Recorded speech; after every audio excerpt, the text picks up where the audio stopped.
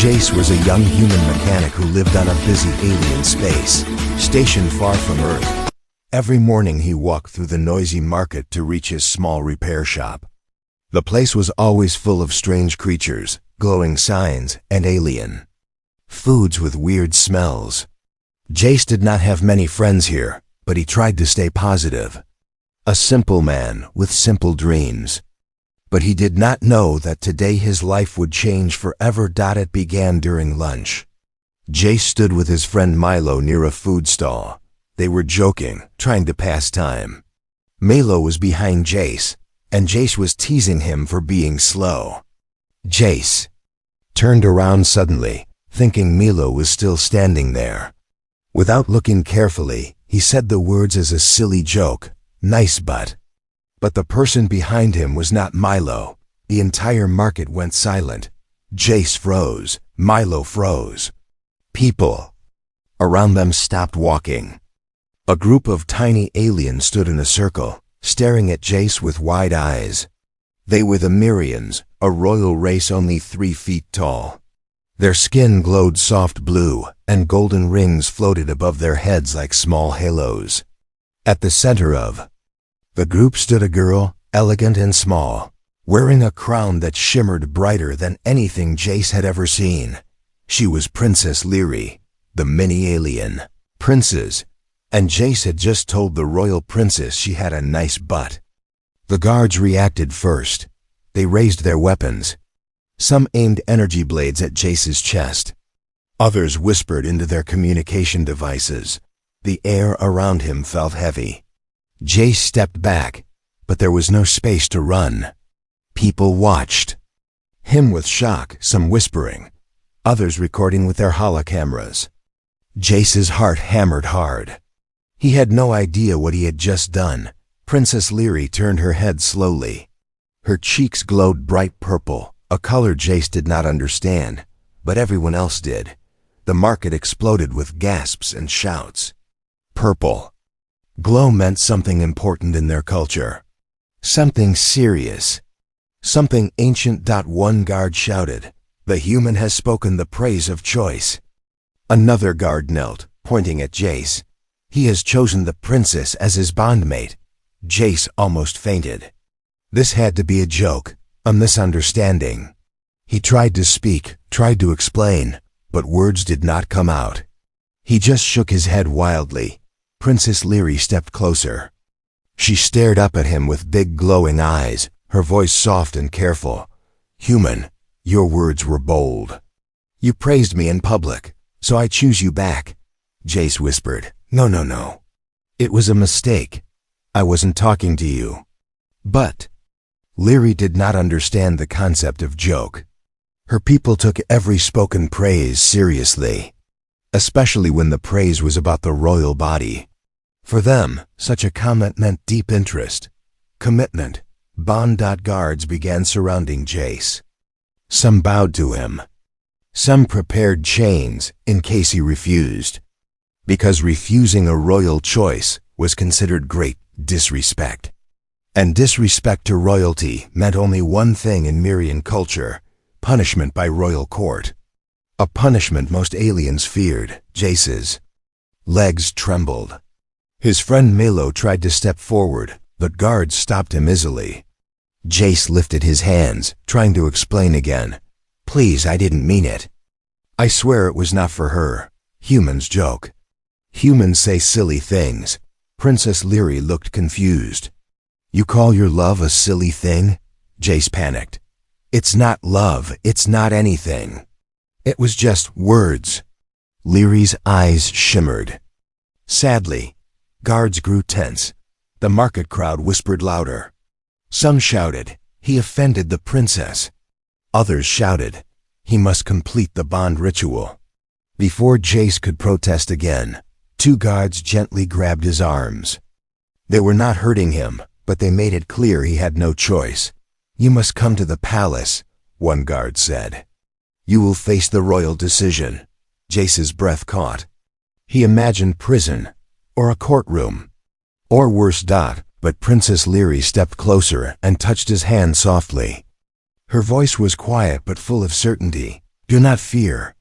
I will protect you. You praised me, so you belong with me now." Jace's mind spun. His joke had turned into a royal marriage proposal. The crowd cheered and gasped as the guards escorted him toward the palace gates. Lights flashed. Cameras recorded. Voices shouted. Everything felt unreal, and deep inside, Jace understood something terrifying. A single joke had changed his entire destiny. Jace had never been inside a royal palace before. He expected gold walls, shining floors, and alien luxury. But the moment he stepped through the tall gates, he realized he had entered something far more intimidating. The palace was filled with floating guards, watching orbs, and ancient symbols glowing on every wall. Everything felt alive, as if the entire building was studying him, judging him. Jace tried to walk slowly, but his legs shook with every step. The guards behind him made sure he did not run. Princess Liri walked ahead of him, small but confident. Her glowing crown lit the hallway as she moved. Jace watched her tiny steps, still confused about how everything turned into chaos because of a joke. He whispered to himself, "Why me? Why today?" But the palace did not care about his confusion. It swallowed him in silence. Liri looked back at him suddenly. "Do not be afraid," she said softly. "No harm will come to you while I am here." Jace forced a smile, even though his stomach was twisting. "I didn't mean to disrespect you. Humans say jokes without meaning anything." Liri tilted her head. "But you looked at me. You spoke to me. You praised my form. That is not a joke. That is intention." Jace wanted to bang his head against a wall. How could he explain sarcasm, humor, teasing, or accidental comments to an alien culture that took words literally? Before he could try again, they reached a large door guarded by two huge Mirian warriors. The door opened on its own when Liri touched the glowing symbol in the center. Inside was the council chamber, a massive round room with floating chairs. Alien leaders, elders, and advisors watched Jace as he entered. Their eyes glowed like stars, full of curiosity and suspicion. Jace felt smaller than ever. An elder spoke, his voice echoing like thunder. "Human Jace, you have spoken the praise of choice to our princess. Do you accept the bond?" Jace's heart thumped painfully. "I didn't mean it. It was a mistake. I wasn't talking to her." The crowd gasped loudly. One elder stood up angry. "A mistake? You dare claim the princess is so unimportant that you confuse her with another?" "No!" Jace shouted. "That's not what But every word he said made things worse. Princess Liri stepped between Jace and the council. She raised her tiny hand. "I accept him. I choose him." The room erupted into whispers. Jace stared at her in shock. He had no idea why she kept insisting on choosing him. He was just a mechanic, not a warrior, not a leader. Nothing special. A royal advisor floated forward. His voice was quiet, but sharp. "Princess, this human does not understand our ways. He does not choose you back." Liri turned calmly. "He saved me once already." Jace blinked. What? When did I save you?" She looked down, a soft glow around her cheeks. "When the bean fell in the market, you pulled me aside." Jace remembered a wooden bean slipping from a stall earlier. He had moved someone without thinking. He didn't even realize it was her. The council murmured again. To them, protecting royalty, even by accident, was a great honor. The elders discussed in low voices, making decisions Jace could not understand. After a long silence, the royal advisor spoke again. "We will hold the trial of intention," Jace gulped. Trials never sounded good. What does that mean?" "It means," the advisor said, "you must prove your true feelings. If you reject the princess, you must leave this station forever. If you insult her again, punishment will follow. But if you protect her, stand by her, and show loyalty, then the bond will be accepted." A chill went through Jace. This was Not a simple misunderstanding anymore. It was becoming a test of his character, his courage, his survival. And everything depended on how he acted around Princess Liri. Guards led him to a waiting room with glowing walls and a soft blue floor. Liri followed him inside. Jace rubbed his face with both hands. Why me? You could choose anyone. Why a human? Liri looked at him gently. Because humans feel deeply. You looked at me with real emotion. Not fear, not greed. Something warm. And I want someone who sees me as more than a princess. Jace closed his eyes. This tiny alien girl had misunderstood everything, yet she trusted him more than her own kind. He felt his panic fading just a little. Not gone but softer. Then a loud alarm shook the room. Guards rushed in, shouting, "Princess! There has been a breach in the palace," Liri gasped. Jace's eyes widened. Before he could even breathe, the doors slammed shut and the real danger began. Jace stood frozen as the alarm echoed through the palace halls. Red lights blinked across the ceiling, and alien symbols flashed on every wall. 2 guards pushed through the door and surrounded Princess Liri. Their weapons glowed, ready for danger. Jace stepped back, unsure what to do, unsure what was even happening. One guard shouted into a communicator, "Breach detected. East chamber." Another looked at Jace and raised an eyebrow. "Stay where you are, human. We're not sure if this is your doing." Jace raised his hands. "I didn't do anything. I'm just standing here." The guard didn't reply. He turned to Liri. "We must move you to a safer chamber." Princess Liri shook her head. "No, I stay with him. He's under my protection." The guards hesitated. It was clear they didn't trust Jace, but they also didn't dare go against Liri's word. With weapons still drawn, they moved her and Jace out through a side corridor. The hallway twisted and turned, unfamiliar and cold. Jace noticed one of the floating drones above them flicker strangely. The moment they turned the corner, the lights cut out. "Get down," one of the guards shouted. But it was too late. A flash of blue light hit the front guard, and he fell to the floor. More flashes followed. Smoke filled the hallway. Jace grabbed Liri's hand and ducked behind a pillar. He had no training, no armor, no weapons. But his instincts told him the attack wasn't random. Someone had come for her, or maybe for him. Jace peeked out and saw a group of tall figures in black armor. They moved fast and silent. No royal symbol on their shoulders, no loyalty in their eyes. These weren't palace guards. They were from the Shadow Court, the secret group he had only heard rumors about. And now they were real. One of them pointed. "Take the girl. Leave the human. He's worthless." Jace's breath stopped. He looked at Liri. She was trying to remain calm, but her fingers shook in his grip. He whispered, "They'll kill you. We have to run. But you, just run when I say." Jace spotted a loose wire box nearby. Years of working as a mechanic gave him one advantage. He understood tech. He crawled through the smoke, reached the box, and ripped the cover open. Sparks flew. He twisted 2 wires together. With trembling hands, an explosion of light filled the hallway as alarms restarted. Backup lights turned on. The attackers shielded their eyes. "Now!" Jace shouted, grabbing Liri and running down the opposite hallway. They ran past dark rooms, open balconies, and statues of old kings.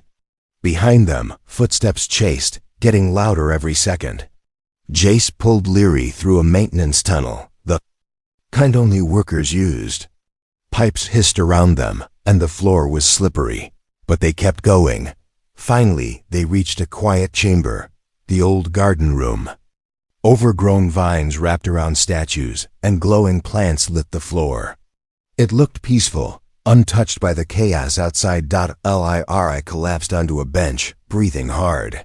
"You saved me, again." Jace paced the floor, heart pounding. "I didn't think. I just didn't want you to get hurt." She looked at him for a long time. Her voice was soft. You keep doing that. Protecting me, but why? Jace stopped. He wasn't sure what to say. I don't know, maybe because you trusted me when no one else did. Maybe because you didn't run from me, or maybe I just don't like seeing people get hurt. Liri stood and walked closer. They'll come again. The Shadow Court won't stop. Then we fight back, Jace said. He surprised even himself with the answer. Liri smiled for the first time since the chaos started. I believe in you, Jace, even if the council doesn't. Suddenly, a hidden door in the wall opened with a creak. A cloaked figure stepped inside. Not a guard, not an enemy, but someone Jace had never seen before. The figure spoke in a deep voice. You're not safe here anymore. If you want to survive, you'll have to leave the palace. Jace looked at Liri. Liri looked at him, and without saying a word, they both nodded. Whatever was coming next, they would face it together. Jace stared at the cloaked figure. The stranger's face was hidden, voice deep and calm. Everything about him was mysterious. Liri stepped forward without fear, but her body tensed. Who are you? She asked. Why should we trust you? The figure slowly removed the hood. He was an old Mirian, his skin faded blue, with one eye replaced by a mechanical lens. He looked tired, but his gaze was sharp. Because I served your mother. Before the council forgot what loyalty means, Liri's breath caught. You were part of the royal shield. The man nodded. I was, until they declared me dead. I've been watching from the shadows, waiting, and now you are in danger. More than you know. Jace narrowed his eyes. Why help us now? The man looked at Jace. Because she chose you. And because the Shadow Court wants her gone. You're not just some joke to them anymore. You're a threat to their plan. Jace looked at Liri. Then we need to move now. The old warrior opened a hidden path behind the vines in the garden wall. A stone hallway stretched into the darkness. This leads outside the palace, to the lower city. They won't expect you there. Liri hesitated, then took Jace's hand, and followed the man into the tunnel. The walls were cold and wet. Faint lights flickered every few meters. Jace held tightly to Liri's hand, feeling the pressure of her tiny fingers in his palm. She didn't speak, but her silence meant trust. After 20 minutes of walking, the tunnel opened into the chaos of the lower city. It was the complete opposite of the palace, dirty, loud, full of smoke and blinking signs. Crowds moved like rivers, aliens of all kinds selling and surviving. No one will look for a princess here, the old warrior said. Jace looked around. Great, now we're lost, broke, and probably wanted by half the galaxy. Liri turned to him.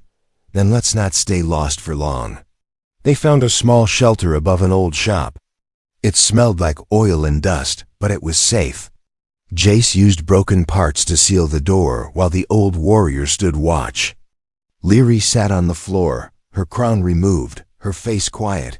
For a long moment, no one spoke. Then Liri said, I was supposed to rule one day, be a symbol.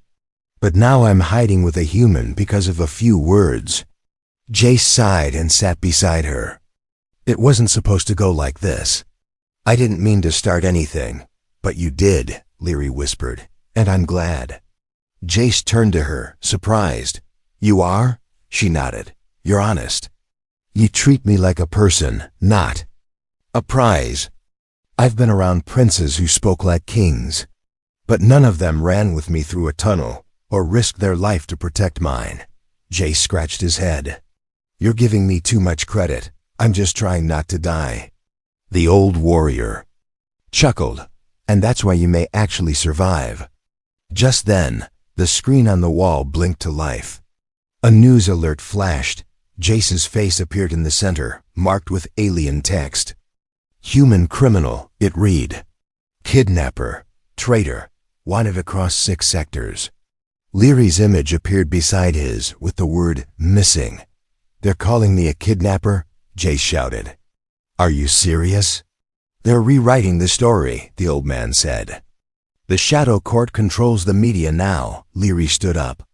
Then we rewrite it back, Jace blinked. How? Liri looked determined. We go public. We show the truth. We prove you're not a criminal. We expose the Shadow Court, and we find allies. Jace shook his head. You're a princess on the run. I'm a mechanic with no money. Who would help us? The old warrior stepped forward. There's one place. The free arena. If you enter and win, the galaxy will notice. Your story will spread. The court can't hide it, Jace frowned. Wait, you want me to fight? Liri looked at him seriously. Not just fight, win. Jace leaned against this wall, overwhelmed. He came to this station to fix broken engines, not battle in arenas and save princesses. But now he was in too deep. And when he looked at Liri again, fierce, glowing, and waiting for his answer, he knew he couldn't walk away. He stood up. All right, I'll do it. But someone better have a plan, Liri smiled. We do now. Jace stood in the middle of the free arena's dusty waiting room, staring at the long list of names on the board. All of them were fighters, trained, armed, and dangerous. Each name came with a symbol for their species, battle experience, and kill count. Jace had none of those. Just his name, one line. One small human, no weapons, no armor, no past victories. Beside him, Princess Liri tightened the straps on his arm protectors. She had never looked so serious. The arena is the only place where the truth is still allowed to live, she said. If you win, people will listen. Jace looked at her. I've never even been in a fight. Not a real one. I fix ships. I turn bolts. You outsmarted palace guards, tech-locked doors, and escape-trained killers, she replied. You're not weak. You're just untested. He smiled nervously. That's one way to say I'm doomed. Liri touched his chest gently. I trust you, and I believe in you. Those words hit him harder than fear. No one had ever said that to him, not like that. It made him want to be more. Stronger, worthy.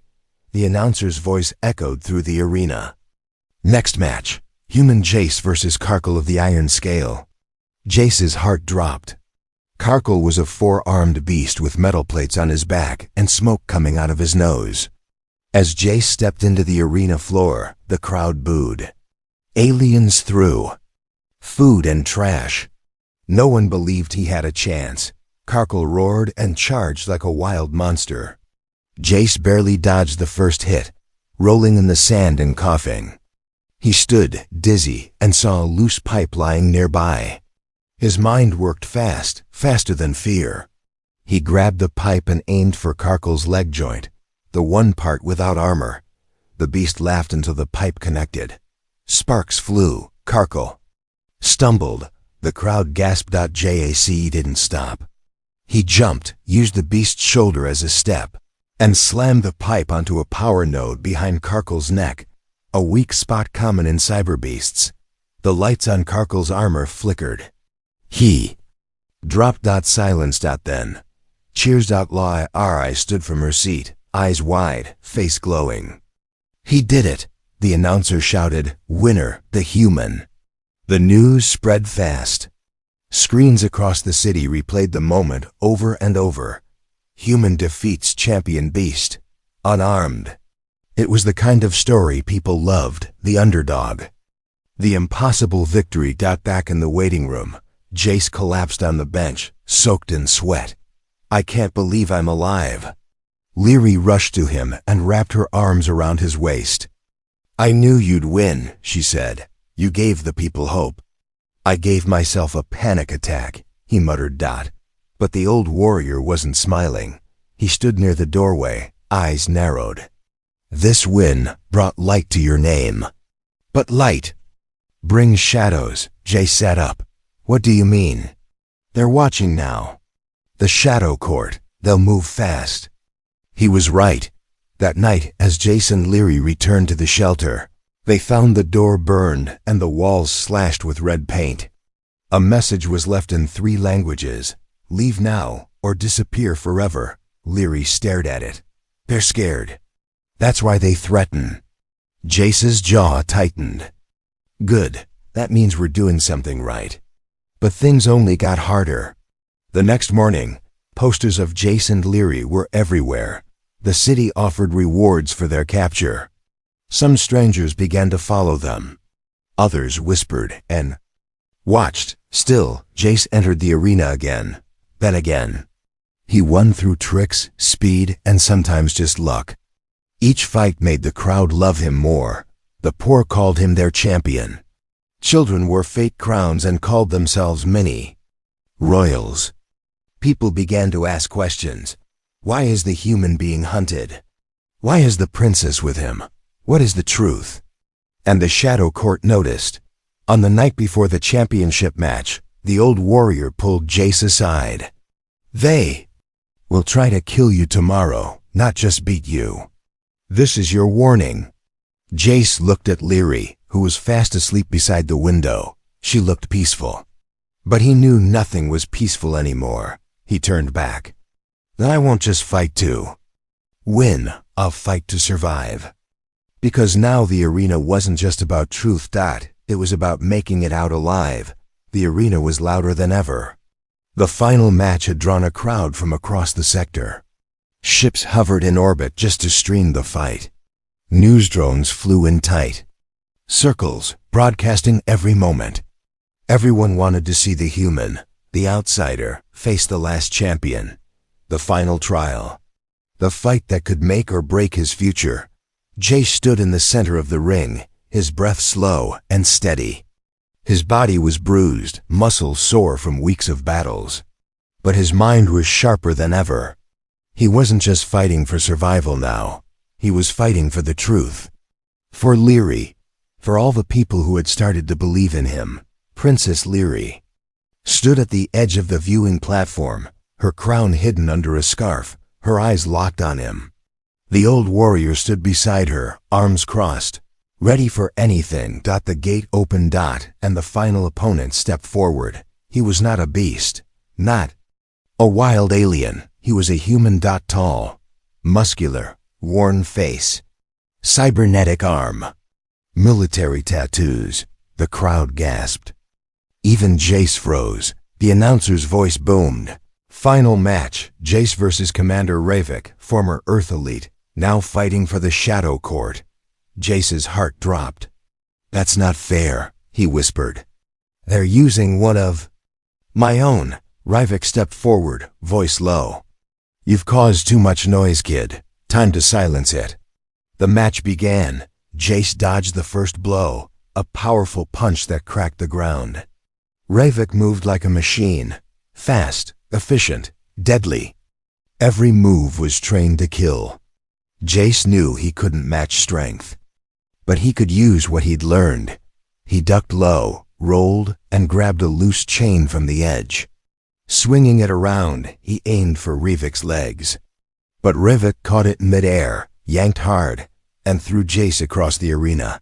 Pain exploded in Jace's ribs. He gasped, barely able to stand. Ravik walked toward him slowly. Give up, he said. The galaxy doesn't want your truth. It wants silence. Jace looked up. Through the blur, he saw Liri. She didn't look scared. She looked proud, and that was enough. Jace pushed up, blood in his mouth. No, he said. I'm done running.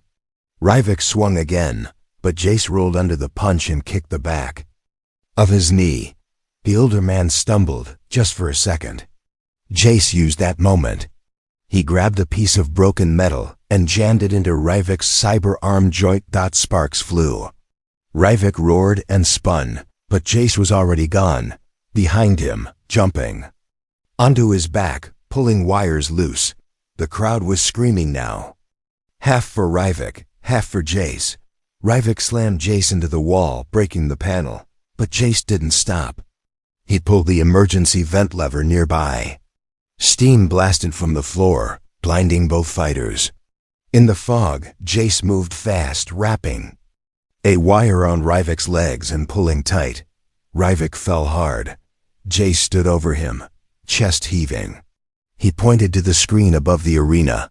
"I'm not the traitor," he shouted. "I'm not the enemy. I saved the princess. I stood for the truth. And if they want to silence me, they'll have to admit they're afraid." The arena went silent. Then, clapping slow, steady claps from the top box. The shadow court had arrived. Black robes, glowing eyes, cold expressions. One stepped forward and raised a hand. "Enough," he said. "This human has insulted our authority long enough." But before he could speak again, Liri stepped onto the arena floor. Her voice rang out clear. "No, you insulted the crown. You hunted me. You lied to our people. I am the Princess of Myria, and I stand with Jace." The crowd erupted. Cameras focused.